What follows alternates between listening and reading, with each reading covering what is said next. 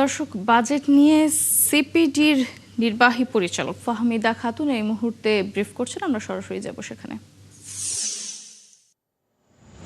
রামিসা তাসনিম শৈলী এবং intern mister Abrar Javad. তাছাড়া আমাদের ফাইন্যান্স টিম থেকে ছিলেন মিস্টার শফিকুল ইসলাম ডিরেক্টর, উনি সম্ভবত এখানে নেই, mister Mohammad Samiul Mannan, mister Uttam Kumar Paul, mister Hasibur Rahman, miss Tahbina Rashid, mister Sadaf Islam, miss Tasfia Kabir Mil. এছাড়াও আমাদের সাথে ডায়ালগ ডিপার্টমেন্টের অভ্র ভট্টাচার্যের নেতৃত্বে Sarwar Jahan, mister Khalid, mister Imran Khan, miss Ema Akter, অ্যাডমিনিস্ট্রেশনের পক্ষ থেকে mister Ashrafuzzaman, mister Mamunur Rashid, miss Ayesha Akter এবং মিস মাইশা সাদিয়া, তারা উপস্থিত ছিলেন। এবং তো সবাইকে আমি ধন্যবাদ জানাচ্ছি এবং তাদের পক্ষ থেকে আমি তুলে ধরছি আমাদের সময়। আমরা চ্যানেল আইতে উপস্থাপনাটি পুরোটাই যতটা সম্ভব সংক্ষিপ্ত আকারে তুলে ধরার চেষ্টা করব, তারপরে আমাদের প্রশ্ন উত্তর পর্ব থাকবে। আমি শুরু করতে চাই যে আমাদের যে প্রেক্ষিতে আসলে এই বাজেটটি উপস্থাপিত হলো। আপনারা জানেন যে গতকালই মাননীয় অর্থমন্ত্রী মহান জাতীয় সংসদে বাজেটটি তুলে ধরেছেন। এই অর্থনৈতিক সংকটকালীন সময়ে এবং বর্তমান সরকার মাত্র 4 মাসের মাথায় একটি জাতীয় বাজেট তৈরি করেছেন, প্রণয়ন করেছেন এবং সেটি জাতির সামনে তুলে ধরেছেন। সেই জন্য আমরা তাকে অভিনন্দন জানাচ্ছি এবং ধন্যবাদ জানাচ্ছি এবং তার টিমকেও অভিনন্দন জানাচ্ছি। এই বাজেটটি এই সরকারের প্রথম বাজেট এবং যেটা বললাম, এমন একটা সময় এসেছে যখন অর্থনীতিতে বহুমাত্রিক চ্যালেঞ্জ রয়েছে এবং গত প্রায় 4 বছর থেকে আমরা জানি যে উচ্চ মূল্যস্ফীতি বিরাজমান। তার পাশাপাশি দেখছি আমাদের প্রবৃদ্ধি দুর্বল হয়ে পড়েছে, দুর্বল ব্যক্তি খাতের বিনিয়োগ, কর্মসংস্থান হচ্ছে না, রাজস্ব আহরণে ঘাটতি রয়েছে এবং ব্যাংকিং খাত দুর্বল অবস্থায় রয়েছে। বৈদেশিক মুদ্রার রিজার্ভ মোটামুটি অবস্থায় রয়েছে, প্রেসারে ছিল কিন্তু মোটামুটি ভালো হচ্ছে। কিন্তু তার চেয়ে গুরুত্বপূর্ণ হচ্ছে এখন একটা ক্রিটিক্যাল সময় যে আমাদের জ্বালানি সংকট। এই প্রেক্ষিতে যে বাজেটটি দেওয়া হলো সেটা আপনারা দেখেছেন যে এই বাজেটটা বলা হচ্ছে যে একটা মানবিক, গণতান্ত্রিক, মানবিক এবং অন্তর্ভুক্তিমূলক অর্থনীতির জন্য একটা বাজেট উনি করেছেন, যেটার টাইটেল হচ্ছে journey towards Democratic, human and inclusive economy. তো আজকে এই বাজেটের কিছু বাজেট প্রস্তাব আমরা তুলে ধরছি।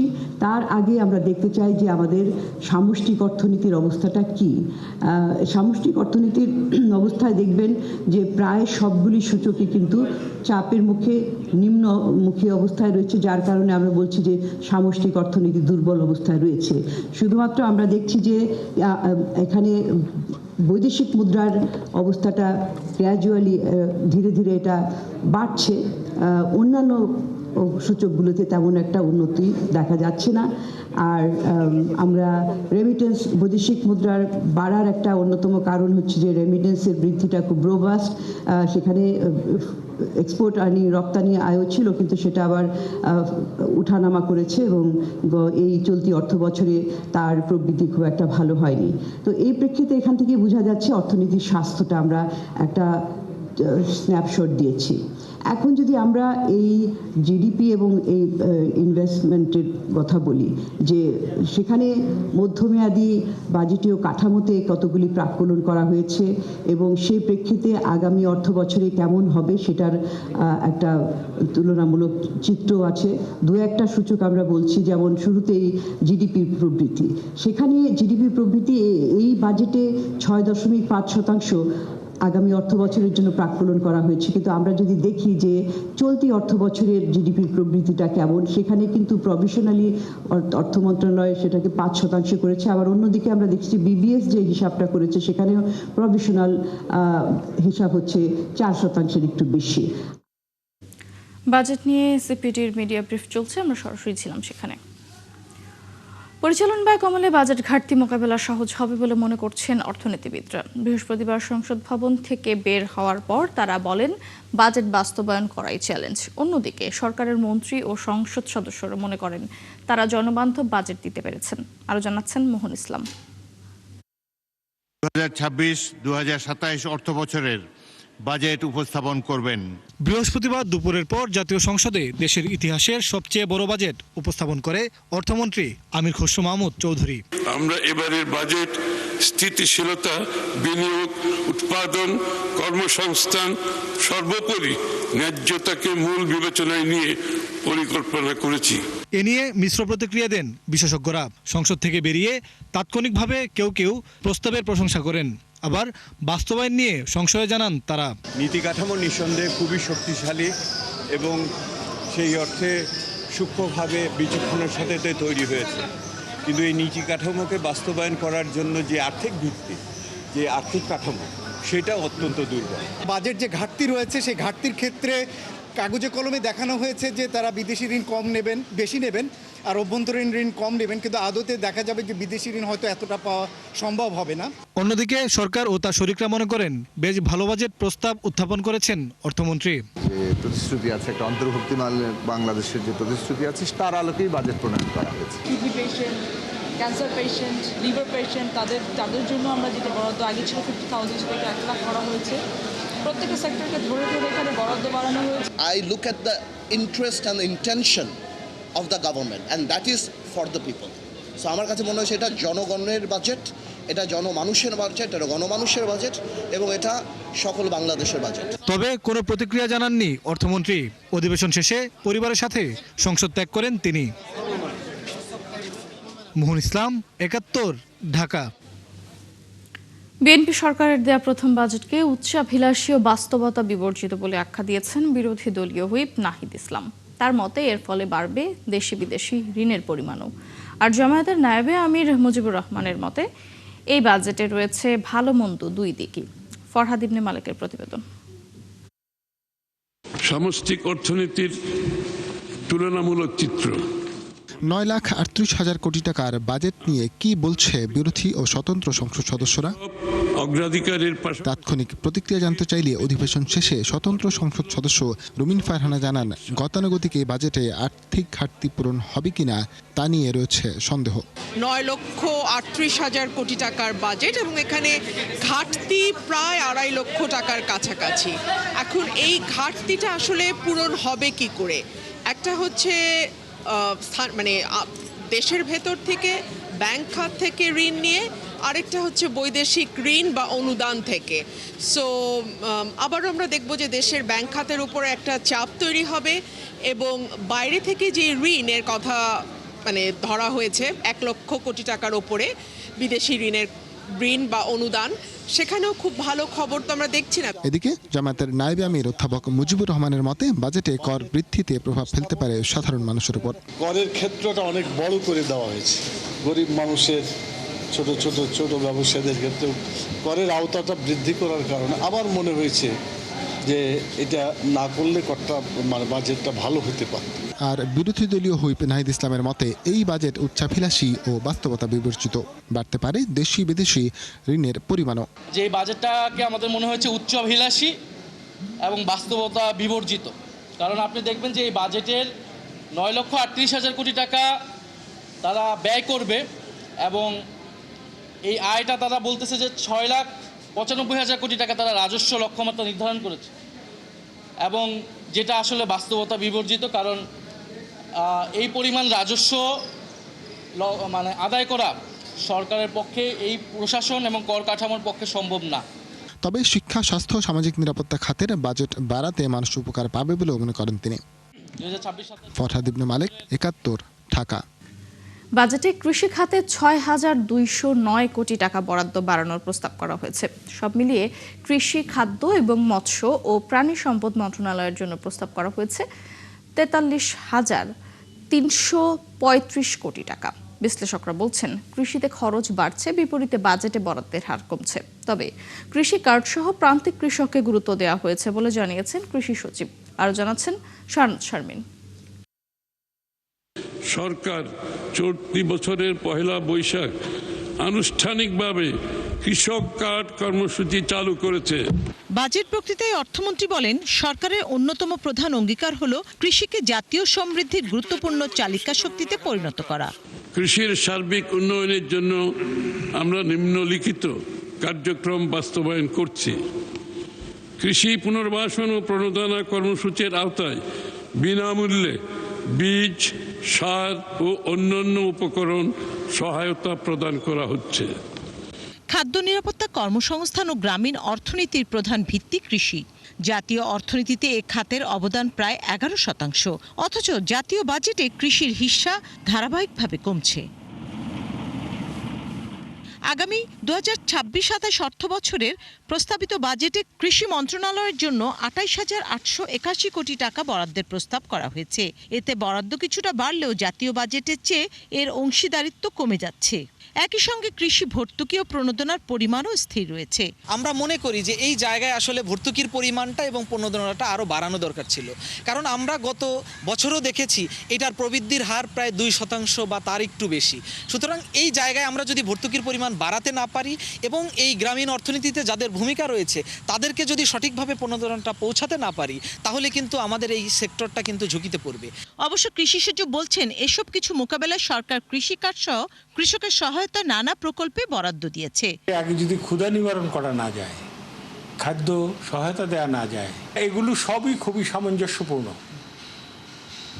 আমাদের দৃষ্টিভঙ্গি, আমাদের ফ্যামিলি কার্ড, আমাদের কৃষক কার্ড একতালে দেখলে কি মনে হয়? মনে হবে যে ইয়েস, আমরা এই যে ভাবনা, আমাদের নতুন প্রযুক্তি, এই প্রযুক্তির সাথে আমাদের সকল কৃষককে, আম চাষি থেকে শুরু করে যে কোনো ফল চাষিকে বুঝতে হবে, গ্রহণ করতে হবে, প্রয়োগ করতে হবে, বাজারে আনতে হবে।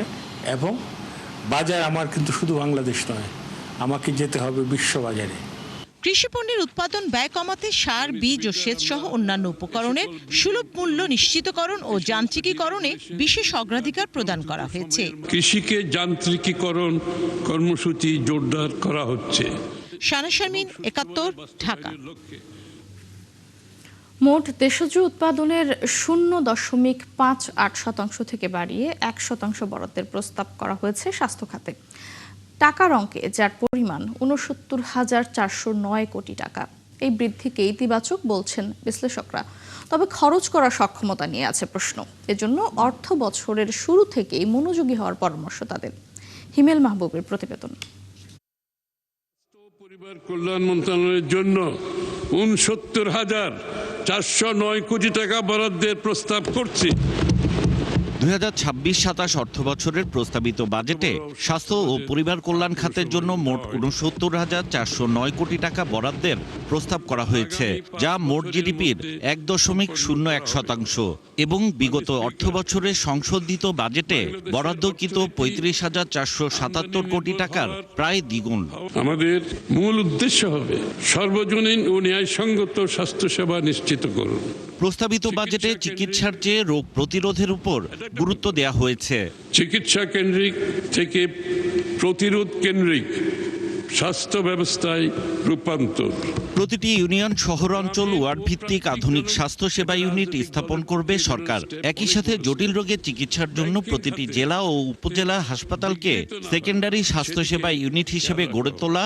ক্যান্সার সহ 6 দুরারোগ্য রোগে আক্রান্তদের 50,000-এর পরিবর্তে 1 লাখ টাকা আর্থিক অনুদানের প্রস্তাব করা হয়। আর 5,000 চিকিৎসক নিয়োগ দেওয়া হবে নতুন অর্থ বছরেই। দক্ষ চিকিৎসক, দক্ষ নার্স, দক্ষ টেকনোলজি গড়ে উঠবে। গভর্নমেন্টকে আমি ধন্যবাদ জানাই যে রিংয়ের এবং ডায়ালাইসিস সহ অন্যান্য জায়গায় ক্ষেত্র বিশেষে 10% পর্যন্ত কর রেয়াত দিয়েছেন। তবে বিশেষজ্ঞরা বাজেট খরচের সক্ষমতা নিয়ে প্রশ্ন তুলেছেন। এরকম যদি হয়ে যায় যে আমরা যে বড় বাজেট দিলাম এবং এই বাজেটের 40% প্রায় 50% রিভিউর সময় কেটে নেওয়া হলো, কমিয়ে দেওয়া হলো, তাহলে তো এই বড় বাজেট পাওয়ার পেয়ে কোনো লাভ হলো না। এক্সিস্টিং প্রবলেম তো আমাদের আছে যে কেন খরচ করতে পারি না, সাথে আবার যেটা যুক্ত হলো বাড়তি বাজেট, তাহলে সেটা খরচের জন্য সরকারের কি করতে হবে? যৌক্তিক প্রোগ্রাম নিতে হবে যেটা মানুষের উপকারে আসবে। এদিকে প্রতিমন্ত্রী জানান স্বাস্থ্য খাতের রোগ বেড়েছে বিগত সরকারের সময়ই। বিগত অন্তর্বর্তীকালীন সরকার তাদের ছিল ভুল নীতি, আর তার আগের ফ্যাসিস্ট সরকার তাদের ছিল দুর্নীতি। বড় বড় মেশিন কিনেছে অনেক টাকা দিয়ে, কারণ মেশিনটা কিনলে দুর্নীতি করা যায়। এই মেশিন চালানোর জন্য প্রশিক্ষিত জনবল লাগবে, আমরা সেই কাজটিই করছি। সব মিলিয়ে ইংল্যান্ডের ব্যবস্থাপনায় এনএইচএস এর আদলে স্বাস্থ্যসেবা খাত ঢেলে সাজাতে চায় তারেক রহমানের সরকার। বাজেট বরাদ্দে মিলছে সেই ইঙ্গিত। এত বড় স্বাস্থ্য বাজেট আর কোনো সময় দেওয়া হয়নি। হিমেল মাহবুব, ৭১, ঢাকা। অপরাধমুক্ত শান্তির জেলা চান কক্সবাজারের সর্বস্তরের মানুষ। প্রধানমন্ত্রীর আগামী 13 জুনের সফর ঘিরে সাধারণ মানুষের এই দাবির সঙ্গে একাত্ম হয়েছেন বিএনপি নেতারাও। তারা বলছেন, জেলার সার্বিক আইনশৃঙ্খলা পরিস্থিতি এমন যে প্রধানমন্ত্রী ও স্বরাষ্ট্রমন্ত্রীর বিশেষ উদ্যোগ ছাড়া অপরাধ চক্রের হাত থেকে তাদের মুক্তি নেই। কামরুল ইসলাম মিন্টুর প্রতিবেদনে বিস্তারিত। কক্সবাজারে এই অবিচ্ছিন্ন সমুদ্র সৈকত বিশ্বজুড়ে নন্দিত। এখানে সমুদ্রের উর্মিমালা, প্রকৃতির স্নিগ্ধ পরিবেশ, মন ভোলানো, প্রাণ জোড়ানো। কিন্তু এই নান্দনিকতার ভেতর থেকে কখনো কখনো উকি দিচ্ছে অসভ্যতা, অপরাধ এবং মানুষের রক্তের গন্ধ। কক্সবাজারের বিলে ছিলে ঝোপঝাড়ে প্রায় প্রতিদিনই পাওয়া যাচ্ছে মরদেহ। কদিন আগেই খুরুশকুলের পাহাড়ের মধ্যেও এক সন্ন্যাসীর ঝুলন্ত মরদেহ পাওয়া যায়। এই খুরুশকুলেই শিশু উর্মিকে ধর্ষণের পর হাত পা কেটে 9 দিন জঙ্গলে ফেলে রাখে দুর্বৃত্তরা। সম্প্রতি চকরিয়ায় 4 স্কুল ছাত্রকে অপহরণের পর মুক্তিপণ আদায়ের ঘটনা ঘটে। গত মঙ্গলবার 3 নারী ঘরে ঢুকে হত্যা করে সানজিদা নামের এক গৃহবধূকে। এই সপ্তাহের সোমবার চকরিয়ার মাতামুহুরীতে ডাকাতির পর মা ও তার কন্যা সন্তানকে দলবদ্ধ ধর্ষণের ঘটনা ঘটে। জেলেদের ধরে নিয়ে যাচ্ছে মিয়ানমারের বিদ্রোহী গোষ্ঠী আরাকান আর্মি। মালয়েশিয়ানের নামে মানব পাচারকারীরা চালাচ্ছে মুক্তিপণ বাণিজ্য। উখিয়া ও টেকনাফে দিন দুপুরে অস্ত্রের মুখে এক পক্ষের মাদক অন্য পক্ষ ছিনিয়ে নিচ্ছে। কোন জায়গা থেকে কোন অপহরণকারীর এখানে এসে আশ্রয় নিচ্ছে, কিভাবে আশ্রয় নিচ্ছে, আমাদের কোনো ডাটাবেস নেই। রোহিঙ্গারা কোথায় বের হয়ে যাচ্ছে কোনো ডাটা জ্ঞান, অ্যান্টি আউটগোয়িং ইনকামিং কোনো বক্তব্য নেই। কাটাতার কতগুলো একদিন লাগাইছিল সেগুলো সব আলগা, কোনায় কোনায় সব অরক্ষিত। সন্ধ্যা হলে একটা অরাজক পরিস্থিতি তৈরি হয়। জেলার সর্বস্তরের মানুষের সঙ্গে কণ্ঠ মিলিয়ে বিএনপির বিভিন্ন অঙ্গ সংগঠনের নেতারা জানান, রোহিঙ্গা ক্যাম্পের অস্থিরতা দূর করে কক্সবাজারকে একটি নিরাপদ ও পর্যটক বান্ধব জেলা হিসেবে গড়ে তোলার স্বপ্ন তাদেরও। দেশের লবণ চাষিরা ন্যায্য মূল্য থেকে বঞ্চিত হচ্ছে, সেই লবণ যাতে ন্যায্য মূল্য নিশ্চিত হয় এই ব্যাপারেও মাননীয় প্রধানমন্ত্রী একটি কার্যকর পদক্ষেপ গ্রহণ করবেন। আগামী 13 জুন কক্সবাজার সফরে কিছু প্রকল্পের উদ্বোধন ও ভিত্তিপ্রস্তর স্থাপন করবেন প্রধানমন্ত্রী। ভাষণ দেবেন চকরিয়ার জনসভায়। তিনি 20 লক্ষ গাছের চারা রোপণ করার জন্য এখান থেকেই আরম্ভ করবেন। একসাথে সমস্ত ফরেস্ট ডিপার্টমেন্টের বিভিন্ন বিট অফিস পর্যন্ত এগুলি সারা দেশের মধ্যে একটা বিপ্লবের মতো অবস্থা হবে। জেলার সর্বস্তরের বাসিন্দারা জানান, উন্নয়নের মহাসড়কে থাকা কক্সবাজারকে অপরাধমুক্ত এবং নিরাপদ করতে প্রধানমন্ত্রীর সরাসরি ও কঠোর হস্তক্ষেপই এখন একমাত্র ভরসা। কামরুল ইসলাম মিন্টু, ৭১, কক্সবাজার। প্রধানমন্ত্রী তারেক রহমানের সফরকে ঘিরে নেতাকর্মীদের মধ্যে উৎসবমুখর পরিবেশ তৈরি হয়েছে কক্সবাজারে। সাধারণ মানুষ যেন উচ্ছ্বাস নিয়ে অপেক্ষা করে আছেন। কক্সবাজারে আছেন আমার সহকর্মী মোহাম্মদ হোসেন, বিস্তারিত জানতে যুক্ত হব তার সঙ্গে। হোসেন, কেমন উচ্ছ্বাস দেখছেন নেতাকর্মী ও সাধারণ মানুষের মাঝে? কি বলছেন তারা, প্রস্তুতি কেমন দেখছেন, সবটা জানতে চাই।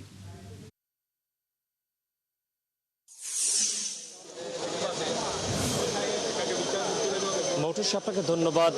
সবশেষ 2004 সালে আজকের দিনে প্রধানমন্ত্রী তারেক রহমান, তিনি তৎকালীন সচিব ছিলেন দলের, তিনি কক্সবাজার সফরে এসেছিলেন এবং এবারই প্রথম তিনি দেশের প্রধানমন্ত্রী হয়ে কক্সবাজার সফরে আসছেন আগামীকাল। এবং তার আগমন উপলক্ষে কিন্তু এখানকার মানুষের মধ্যে ব্যাপক উচ্ছ্বাস আমরা লক্ষ্য করছি এবং তাকে বরণ করে নেওয়ার জন্য পুরো কক্সবাজার জেলা বিএনপি নেতাকর্মীরা উন্মুখ হয়ে আছেন।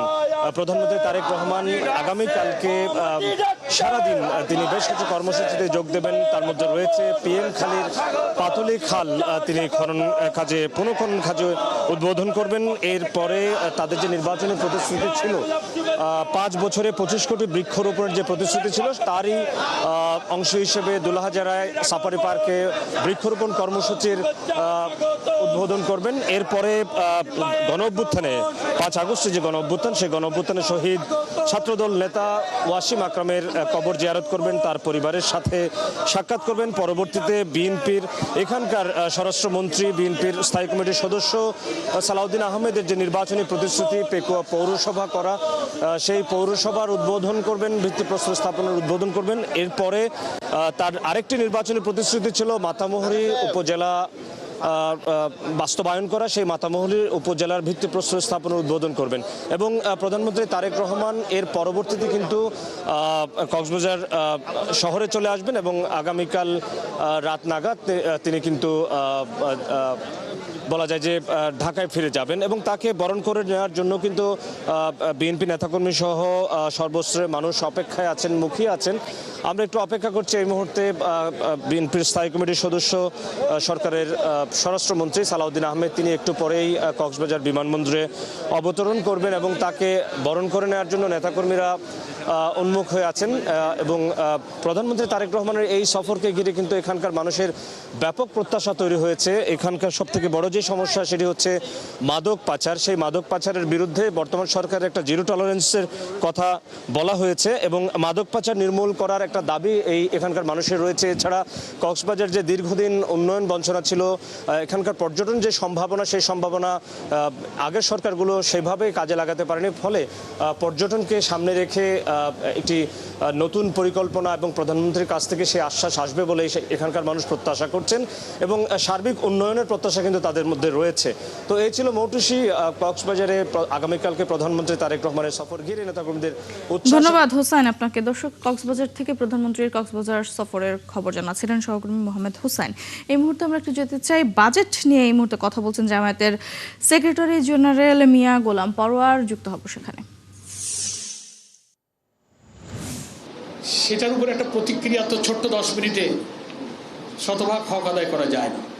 এই জন্য আমি খেয়াল করব কথা বলার ক্ষেত্রে যে টাকার অঙ্ক আর স্ট্যাটিস্টিক্স তথ্যের মধ্যে ঘুরতে ঘুরতে বাজেটের মূল কাঠামোগত বৈশিষ্ট্যগত জাতির এবং নাগরিকদের সাথে বাজেটের কি রিলেশন হবে সেই মন্তব্যটা আমরা অনেক সময় হারিয়ে যাই। এই জন্য টাকার অঙ্ক আর পরিসংখ্যানের মধ্যে আমরা ডুবে যাব না। সেগুলো আপনাদের কাছে আছে, আপনাদের কাছে বাজেট বক্তব্যের কপি আছে, জামাতের ছায়া বাজেট বক্তব্যের কপি আছে, আজকের সংবাদপত্রগুলোতে বাজেটের অনেক অ্যানালাইসিস আছে। ফলে আমরা এই সমস্ত টাকার অঙ্ককে আমরা রিপিটেডলি বারবার বলবো না। এখানে আমরা সাংবাদিক সম্মেলনের বক্তব্যটা এইভাবেই আমি সাজাবো, সেই জন্য একটু আগে বলে নিলাম। আলহামদুলিল্লাহ, বিসমিল্লাহির রহমানির রহিম। আমার প্রথম কথা হচ্ছে যে এই বাজেট 26-27 সালের বাজেটের প্রধান দুর্বলতা হচ্ছে যে এটা একটা বিশাল ধরনের ঘাটতি বাজেট হয়েছে। হ্যাঁ, ঘাটতি বাজেট আমাদের দেশের বাজেটের একটা ট্রেডিশন, কিন্তু সেটার একটা মাত্রা থাকে। আমাদের মতো উন্নয়নশীল দেশের, অনুন্নত দেশের বাজেটগুলো সাধারণত ডেফিসিট বাজেটই হয়ে থাকে, কিন্তু এবারের বাজেটটা ইতিহাসের সবচেয়ে বড় অঙ্কের একটা ঘাটতি বাজেট পেশ করা হয়েছে। সেকেন্ড, এ বাজেটটা বিরাট ঋণ নির্ভর এবং সে ঋণের মধ্যে ব্যাংক লোনের উপরে নির্ভরশীলতা, বিদেশ ঋণের উপরে নির্ভরশীলতা এটা বেড়েছে। ফলে প্রবৃদ্ধির যে কঠিন সমীকরণ এবং এই 9,38,000 কোটি টাকা ব্যয়ের বাজেটের অর্থসংস্থান করতে গিয়ে এখানে যে 6,29,000 কোটি টাকার যে রাজস্ব আয়ের কথা বলা হয়েছে, সেই রাজস্ব কিভাবে আদায় করা হবে? এত বড় ঘাটতি আমাদের বাজেটে যে ঘাটতি করা হয়েছে প্রায় 2,36,450 কোটি টাকার ঘাটতি বাজেট। তো এটা কোথা থেকে ঘাটতি পূরণ করা হবে? যে সোর্সগুলো দেখানো হয়েছে তাতে রাজস্ব আয় করতে গেলে যে কর কাঠামো লাগে, দুর্নীতিমুক্ত কর অ্যাডমিনিস্ট্রেশন লাগে, সেগুলো কিছুই নাই। অর্থমন্ত্রী খুব টেকনিক্যালি একটা কথা বলেছেন, মানে কর বৃদ্ধি যে করা হয়েছে যেগুলো সাধারণ নাগরিক জীবনে, গার্মেন্টস শিল্পের উপরে অন্য জায়গায় ইফেক্ট করবে, ভাষার সলচাতুরি ওনারা বলেছেন যে আমরা করের উৎস বাড়াচ্ছি, করের জাল তৈরি করে নগর জীবনে, নাগরিক জীবনে এটার যে প্রেশার, প্রভাবটাকে ওনারা শব্দ প্রয়োগের মাধ্যমে সেই চালাকি করে কর বৃদ্ধির জায়গাগুলো এড়িয়ে যাওয়ার চেষ্টা করেছেন। সেটা এই বাজেটের একটা বড় বৈশিষ্ট্য যে এত বড় ঘাটতি বাজেটের ব্যয় সংকুলান ব্যাংক লোন করা হবে, তাতে আমার কর্মসংস্থান, আমাদের বিনিয়োগ, বেসরকারি বিনিয়োগ তো অটোমেটিক্যালি কমে যাবে। ব্যাংক থেকে যদি লোন নিয়ে যায় গভর্নমেন্ট, তাহলে প্রাইভেট সেক্টরে গভর্নমেন্ট কিন্তু ইনভেস্ট করতে পারবে না। বাজেট নিয়ে প্রতিক্রিয়া জানাচ্ছিলেন জামায়াতে ইসলামের সেক্রেটারি জেনারেল মিয়া গোলাম পরোয়ার। আমরা সরাসরি ছিলাম সেখানে। দেশের বিভিন্ন সীমান্ত দিয়ে অনুপ্রবেশ ঠেকাতে কঠোর অবস্থানে রয়েছে বিজিবি। জনগণকে সাথে নিয়ে চলছে যৌথ টহল। বিজিবির দাবি, সাম্প্রতিক সীমান্ত দিয়ে লোকজন ঠেলে দেওয়ার একাধিক চেষ্টা প্রতিহত করা হয়েছে। আর সীমান্ত নিরাপত্তা রক্ষায় বিজিবি সবসময় প্রস্তুত। কুষ্টিয়া থেকে শাহিন আলী ও জয়পুরহাট থেকে মোয়াজ্জেম হোসেনের তথ্য ছবিতে প্রতিবেদন। গেল শনিবার রাতে কুষ্টিয়ার দৌলতপুর সীমান্তে পুশিনের চেষ্টা চালায় বিএসএফ। সীমান্তের লাইট বন্ধ করে কাঁটাতারের বেড়ার পকেট গেট ব্যবহার করে ঢুকে পড়ার চেষ্টা করা হলে বিজিবি ও গ্রামবাসী তা প্রতিহত করে। এরপর থেকে দৌলতপুর উপজেলার 46 কিলোমিটার দীর্ঘ সীমান্ত জুড়ে দিন রাত টহল অব্যাহত রেখেছে বিজেপি। এর মধ্যে ভারতীয় অংশে প্রায় 18 কিলোমিটার এলাকায় রয়েছে কাঁটাতারের বেড়া। খুব সতর্কতা অবলম্বন করতেছে এবং তার সাথে আমরাও আছি তাদেরকে সহযোগিতা করার জন্য। আমরা অনেকটা আতঙ্কিত যে তারা কি করে আমাদের দেশে আসছে এবং পুষিনের চেষ্টা করছে। বিজেপি ভাইরা খুব কষ্ট রাত দিন 24 ঘন্টা টহল দিচ্ছে, তাদের সাথে আমরা আছি। বিজেপি জানায় অনুপ্রবেশ ঠেকাতে নিয়মিত টহলের পাশাপাশি সীমান্ত এলাকায় মাইকিং সহ চালানো হচ্ছে বিভিন্ন সতর্কতামূলক কার্যক্রম। স্থানীয় জনগণ এবং বর্ডার গার্ড বাংলাদেশের যৌথ প্রচেষ্টা এই ধরনের পুশিন সংক্রান্ত যে কোনো ধরনের অপতৎপরতা রুখে দেওয়ার জন্য সর্বদা সজাগ আছে। এদিকে জয়পুরহাটের পাঁচবিবি উপজেলার ঘোনাপাড়া সীমান্তে আবারও কাঁটাতারের বেড়া দেওয়ার চেষ্টা চালিয়েছে বিএসএফ। বারবার পতাকা বৈঠকে কাজ বন্ধ করার সিদ্ধান্ত হলেও বেড়া দেয়া ও পুশিন চেষ্টা অব্যাহত রেখেছে তারা। বিএসএফ এর এমন উস্কানিমূলক ও অনাকাঙ্ক্ষিত আগ্রাসন ঠেকাতে চলছে মাইকিং। পরিস্থিতি মোকাবেলায় বিজিবির পাশাপাশি লাঠিসোঁটা নিয়ে রাত জেগে সীমান্ত পাহারা দিচ্ছেন সাধারণ মানুষও। সবসময় আমরা আতঙ্কের মধ্যে থাকতে হচ্ছে আমাদেরকে, কোন সময় কি হয়। দুর্গাপুর এবং মথুরাপুর ক্যাম্পে 20-25টা করে লোক নিয়ে এসে জমা করেছে। বর্ডার গার্ডের সচেতনতার কারণে এরা কোনো প্রকারের লোকজন পার করে দিতে পারেনি। দুদেশের পররাষ্ট্র মন্ত্রণালয়ের মাধ্যমে সীমান্তের এই সমস্যার সমাধান চান এলাকার মানুষ। এই বর্ডারের ওই পারে বিভিন্ন আমাদের লোকজন জড়ো আছে, তারা যে কোনো মুহূর্তে বাংলাদেশে প্রবেশ করতে পারে। যার জন্য আমরা বিজিবির সঙ্গে আছি, সীমান্ত এলাকায় ঘুরতেছি যাতে করে ওরা না আসে।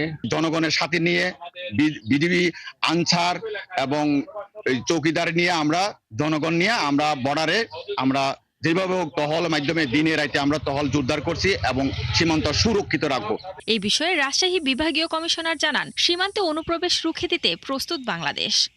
জয়পুরহাট সীমান্ত এলাকা এখন পর্যন্ত আমরা যে শান্ত রয়েছে এবং এখানে এ ধরনের কোনো ঘটনা ঘটেনি। সেক্টর কমান্ডার মহোদয় রয়েছেন, তিনি ধন্যবাদ সর্বক্ষণিক 24 ঘন্টায় কিন্তু তারা প্রহরী রয়েছেন। দেশের সার্বভৌমত্ব ও সীমান্ত সুরক্ষায় সর্বস্তরের মানুষের সহযোগিতা চেয়েছে বিজিবি। শান্তা ইসলাম, ৭১। দর্শক, চলছে সংবাদ সংযোগ। সরাসরি সংবাদ অনুষ্ঠান দেখতে চোখ রাখুন ৭১ ফেসবুক পেজে এবং সাবস্ক্রাইব করুন ৭১ ইউটিউব চ্যানেল। থাকুন ৭১-এর সাথে।